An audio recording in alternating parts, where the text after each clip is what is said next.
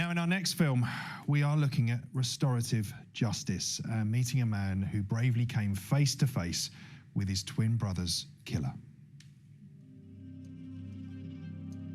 In the summer of 1998, my identical twin, Simon, was murdered.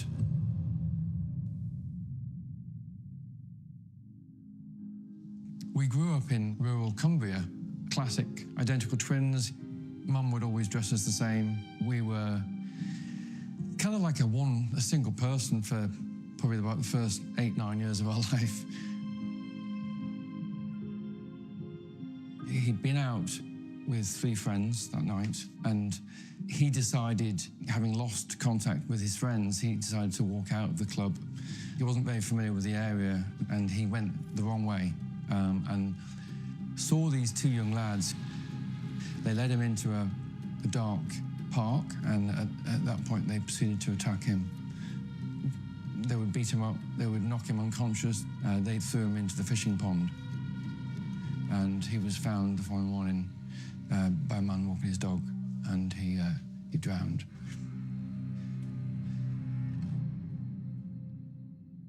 Within 2 weeks, we actually had an arrest, which was a massive thing for the family. They were both found guilty, and they were found guilty of murder. And it was such a relief, and we cried. You as a family you've then got to get on with your lives. It's a very different life. I kind of went into a bit of a deep, dark depression, if I'm honest. It made me so angry, so angry. And I think it consumes so much of you. You have this bubbling up hatred of feelings of revenge and anger, and it consumes you. As painful as it was going to be, I needed to unpack the night of Simon's death. YME are a national charity, and our aim is to promote awareness of and access to restorative justice. So restorative justice is really about dialogue. It's about letting someone who's been harmed by a crime or a victim talk to the person that has caused that harm. So often that looks like a face-to-face meeting, so those 2 people in a room having a conversation, but it doesn't have to be. It could be through a letter writing process or through videos being passed between them, and it really just helps people affected by crime to get those questions answered and to get the closure they need to move forward with their lives, and repair some of the harm that's been caused. It's a huge thing to meet up with the person that murdered your brother, but for me it was a very important part of my journey. It was an incredibly powerful meeting. The thing that struck me was he was wanting to help me, and he was wanting to own it and take responsibility for what happened. There was no shirking of the questions that I asked him. We talked about how we'd met Simon, we talked about the attack. I showed him pictures of the funeral and of the grave.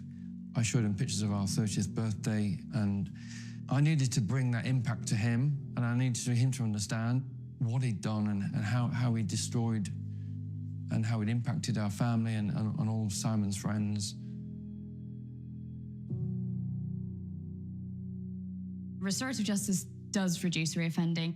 Coming face to face with the harm that you've caused is not an easy thing to do, and so the people who go through that process are often then less likely to cause that harm again. There are going to be many people who are sitting at home having experienced a crime and are struggling to move forward. Just to know that that option is out there, whether that's now or in 10 years' time, knowing that it's available means that they can then explore that when it's right for them. The meeting helped me neutralise the attack on Simon or dissolve some of that intensity around it.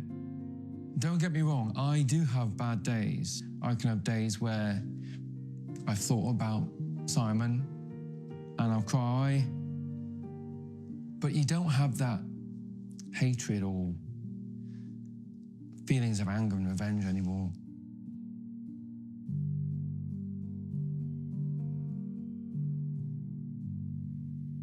Just so powerful what Nick did there, agreeing to meet up. But he said it gave him so much closure. You can see it was really important for him to do that, wasn't it? Yeah, incredibly brave.